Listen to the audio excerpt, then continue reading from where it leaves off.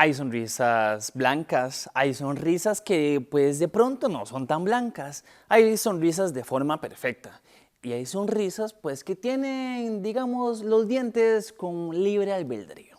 Pero eso no importa, porque las sonrisas más hermosas son las que gestamos con el corazón. Esas sonrisas son las que vamos a intentar sacarle con los siguientes conversatorios.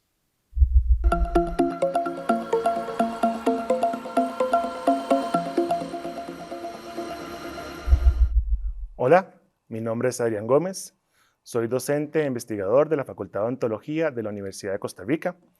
El día de hoy me encuentro en compañía de dos colegas, el doctor Fabián Murillo, presenta un doctorado en materiales dentales, y el doctor Jorge Soto, quien también tiene un doctorado en materiales dentales y en operatoria dental. El día de hoy nos encontramos para poder conversar un poco sobre el mercurio, en la actualidad un poco en la parte de odontología. Pero sin antes, tenemos que contarle un poco sobre la Facultad de Odontología, la cual en este año, en este año 2022, estamos cumpliendo 80 años de su fundación. En la Facultad de Odontología es una de las áreas de la salud que se encuentra en la Universidad de Costa Rica. Contamos con varias especialidades como odontopediatría y prostodoncia dentro de las áreas de la odontología, y un área bastante social de trabajo propiamente que se enfoca en las comunidades. La odontología ha variado mucho en los últimos años, y principalmente en la parte de materiales dentales. Se siguen desarrollando tratamientos de encías, tratamientos de nervio, tratamientos de diferentes áreas, pero en la operatoria dental, en las calzas, en el tratamiento propiamente en la parte dental, han habido cambios importantes. Han habido muchos mitos con respecto al producto, por ejemplo, la amalgama, la cual contiene entre sus componentes la parte del mercurio. Yo quisiera preguntarle al doctor Fabián Murillo un poco que nos explique qué es la amalgama dental. Claro, muchas gracias, doctor Gómez, por la oportunidad. La amalgama dental es un material a base de metales, de una aleación metálica.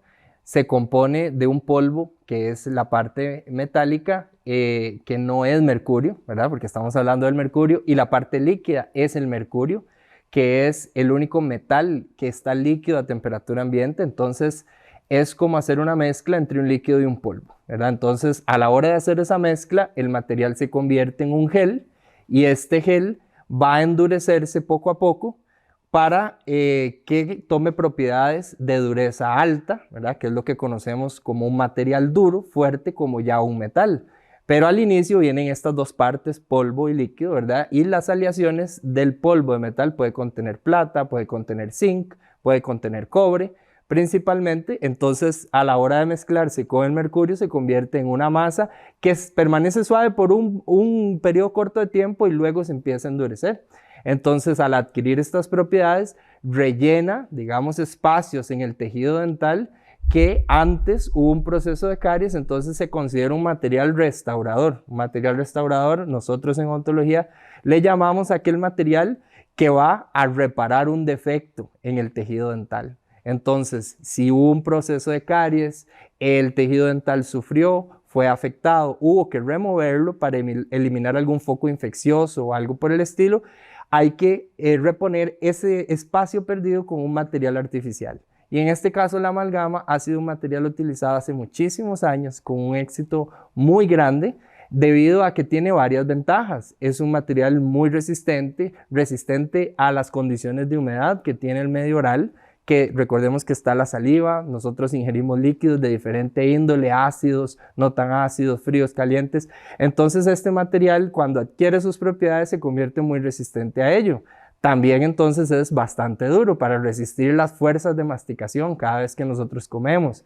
Y una ventaja muy importante, sobre todo en los países de América Latina, es que es un material relativamente de bajo costo, bastante bajo costo. Entonces, producirlo para utilizarlo en odontología ha sido bastante económico. Entonces, por eso es que ha tenido un gran uso en varias áreas de la odontología, sobre todo a nivel social. Sin embargo, por muchos años fue el único material que hubo. Entonces, mucha gente todavía posee restauraciones hechas en este material porque era el único o el mejor que había en esos momentos. Ya ahora, como usted bien lo dijo, ha evolucionado mucho la industria de los materiales y tenemos más opciones, sobre todo más estéticas. Esa es una de las desventajas por las cuales a la gente no le gusta tanto este material, porque es color metálico. Entonces no asemeja el color del diente y por eso entonces se ha dejado de usar en esa parte, ¿verdad? En la parte estética, obviamente hay materiales que son mucho más competitivos actualmente. Entonces, básicamente eso es la amalgama, una mezcla de un polvo de metal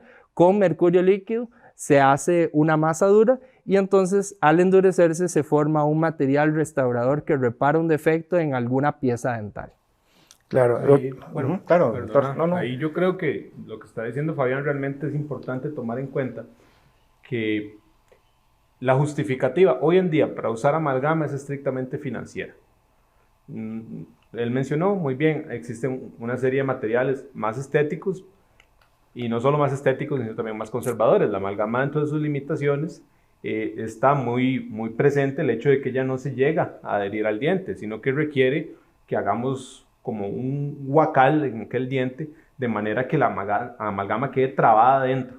Ella no se va a pegar con el diente. Los materiales actuales sí, de hecho por eso se llaman restauraciones adhesivas. Aplicamos productos químicos, poliméricos que van a entrelazarse en la estructura del diente y permitir que se adhieran, requiriendo un desgaste mucho menor. Sin embargo, a nivel social, seguro social, la universidad propiamente con los campos de trabajo, etcétera, hay una serie de limitaciones y son limitaciones tanto operativas como del tiempo disponible para atender al paciente, como de la cantidad de instrumentos y equipos necesarios para hacer una amalgama.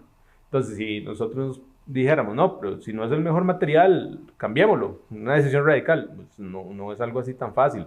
Requiere una inversión financiera y, por ejemplo, a nivel del seguro social, al menos en Costa Rica, los odontólogos generales disponen de 15 minutos por paciente. En 15 minutos por paciente, si estás haciendo una restauración adhesiva, te dio tiempo tal vez de poner la capa de adhesivo y no has empezado a reconstruir propiamente la estructura dental perdida. Mientras con la amalgama te dio tiempo de quitar la caries, crear la forma que necesitas para que el material se retenga, restaurar y despedir al paciente y listo. Entonces, esa serie de limitaciones, y como muy atinadamente mencionó Fabián, hacen que sea en América Latina, y no solo en América Latina, digamos, en países con un desarrollo no necesariamente del primer mundo, hacen que aún sea inviable eliminarlo de raíz. Sí, hay un detalle importante. Ya hemos hablado que para la población tenemos lo que es la calza blanca y lo que es la calza gris, que en este caso sería la amalgama. Hay un detalle importante que a nivel de la consulta privada, a nivel mundial, la amalgama ha sido erradicando de su uso propiamente para la parte privada, pero en la parte pública, como lo decíamos, se sigue siendo un material muy utilizado. Pero tenemos una desventaja con el convenio de Minamata, que pues realmente entra el proceso de solicitarle a los países pues que este material se deje de utilizar desde el año 2006, que empezamos con toda la parte del convenio, ¿verdad? Que hasta la fecha no, como hemos visto, no se ha podido lograr a nivel mundial porque seguimos teniendo un material que es muy utilizado, que es muy compatible con casos bastante complejos y que al mismo tiempo su valor es un costo mucho menor que el material que requiere mucho mejores condiciones. Aquí es importante aclarar también que para poner una amalgama como tal dentro de una restauración, pues se requiere muy poco, ¿verdad? Yo puedo usarlo inclusive con un aislamiento en la boca muy relativo, ¿verdad? Pero para poner un sistema adhesivo, o sea, una calza blanca, requiere utilizar más componentes, ¿verdad? Aislando el diente por todos los productos que se van a requerir y eso hace que también su proceso sea mucho más costoso. Pero la pregunta es, entrando un poco a esta dinámica de que sabemos que la amalgama va a ser un material que ya no es por el mito que tenemos de que es un material que es perjudicial para la salud, que ahora podemos hablar un poco sobre esto, sino más bien que es un material que no se va a poder conseguir.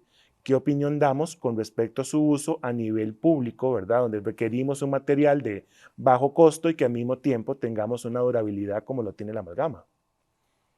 Sí, bueno, con base en las alternativas que habría para poder sustituir la amalgama, todavía estamos cortos. No hay todavía una alternativa. La industria de los materiales dentales ha tratado, ha hecho algunos intentos, sin embargo, casi todos van a redundar dentro del tipo de material que tenemos con las calzas blancas, que son los polímeros. Los polímeros son plásticos, ¿verdad? Entonces, como bien lo dijiste, para poder poner un material de este tipo requiere más pasos, requiere más costo para el paciente, para el odontólogo y más tiempo. Entonces, y también pasos más delicados, es mucho más sensible a la técnica, ¿verdad? Un plástico de estos que usamos no se puede moldear a la forma del diente si está duro. Entonces, primero viene en un estado suave.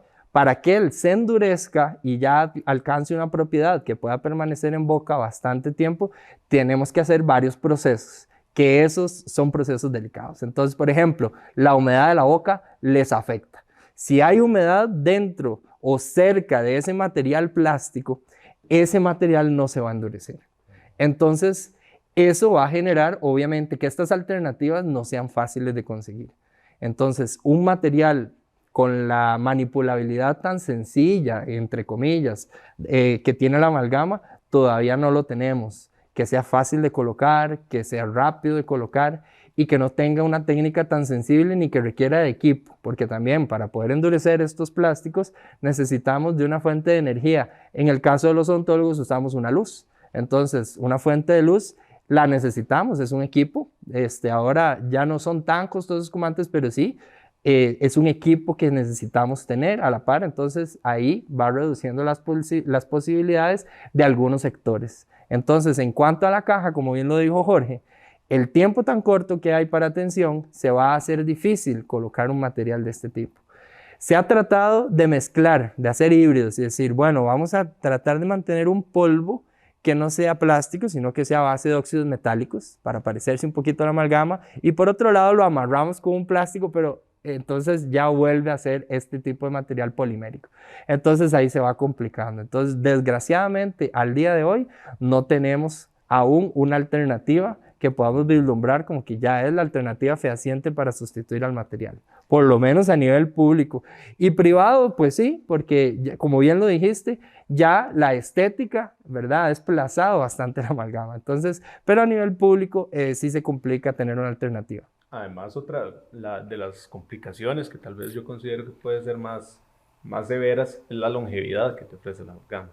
Pues una restauración de amalgama, yo creo que son muchas las historias que escuchamos de, ay, yo tengo estas calzas que me hicieron cuando yo estaba en la escuela, y te lo dicen tus papás, tus abuelitos y demás. Un plástico, como bien menciona, es más sensible a la humedad, y la boca, pues no hay manera de que no sea un medio 100% húmedo. Tenemos saliva, no consumimos alimentos, tenemos ataques ácidos por la presencia de bacterias, demás. Entonces, aunque consigamos un material que pueda llegar a reponer con las facilidades operatorias en términos de costo, facilidad de colocación y demás, realmente va a ser muy difícil que sea un material que con todo eso nos permita decirle al paciente, bueno, eso es una restauración que te puede durar 10, 15 años.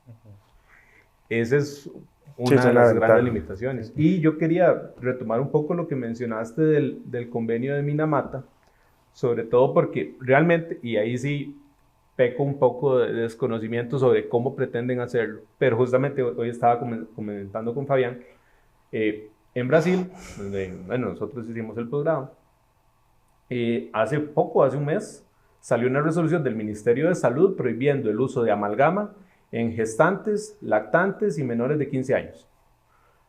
Ahora, si somos realistas, Brasil obviamente es un país incomparable, por lo menos con Costa Rica y con cualquiera de América Latina, en términos de recursos, población, extensión y demás, pero tampoco es un país tan rico como para que puedas decir, entonces que voy a sustituir todas las amalgamas por restauraciones estéticas, por resinas. A nivel de salud pública eso es una problemática bastante seria y infelizmente aún no tenemos cómo solucionarlo. Y es que también yo creo que aquí lo importante es entender un poco los motivos el motivo por el cual se están haciendo esos cambios. Uno de los mitos principales es que la amalgama ocasiona un daño por el uso del mercurio, principalmente, a pesar de que vemos que tiene otras aleaciones de por medio, pero que afecta a nivel sistémico el uso de amalgama y que tengamos amalgamas en nuestras bocas. ¿Qué podemos decir a la población con respecto a esto? Que ha sido pues muy debatido a nivel mundial, pero con evidencia científica que no es tan perjudicial como realmente se ha querido dar por una parte de la población, ¿verdad? Bueno, naturalmente el tema alrededor del convenio de Minamata viene por un asunto ambiental principalmente, que sí, realmente la amalgama posee mercurio, entonces los restos de este material al descartarse naturalmente pueden producir contaminación. Sin embargo, también hace muchos años se ha estudiado la toxicidad de este material al tenerlo en boca, ¿verdad? Y la respuesta negativa, si es que había, que podía tener un organismo de un ser humano al tener estos componentes en boca. La gran mayoría de los estudios ha determinado que la cantidad de mercurio es muy poca. Como recordamos al inicio, comentamos que se forma este material a base de un polvo y el líquido es el mercurio. Entonces, la parte de mercurio es poca realmente. La mayoría es la parte de la aleación. Entonces, el mercurio es como para mojar básicamente las partículas y generar esa masa moldeable al inicio y que después se endurece. Entonces, el contenido de mercurio es muy bajo, en realidad, en las amalgamas dentales, como para producir ya una intoxicación sistémica en un ser humano, ¿verdad? Entonces, esto sí ha sido un mito. Por supuesto que hay ahora un montón de teorías holísticas y demás que tratan de eliminar todos los metales, ¿verdad? Y algunos elementos químicos, metálicos y no metálicos también. Incluso tenemos el tema del flúor, ¿verdad? Que hay mucha gente que ya dice, no, el flúor es toxiquísimo, es dañino, hay que eliminarlo por completo. Y eso no está fundamentado realmente en estudios clínicos, ¿verdad? Los estudios que se han hecho y que ya hay bastantes han concluido que esta cantidad pequeña de mercurio que se posee no va a tener un efecto sistémico negativo en el ser humano. Lo mismo sucede, por ejemplo, con el fluoruro, que bien, yo creo que es muy parecido a lo que estamos hablando de la toxicidad del mercurio, que han sido como el debate a nivel mundial y que sabemos que hay una parte de la población que quiere pues una vida diferente, ¿verdad? Por muchos motivos, pero que hacen también una controversia que no siempre es basada en la evidencia. Yo creo que es lo más importante que tenemos que trabajar nosotros.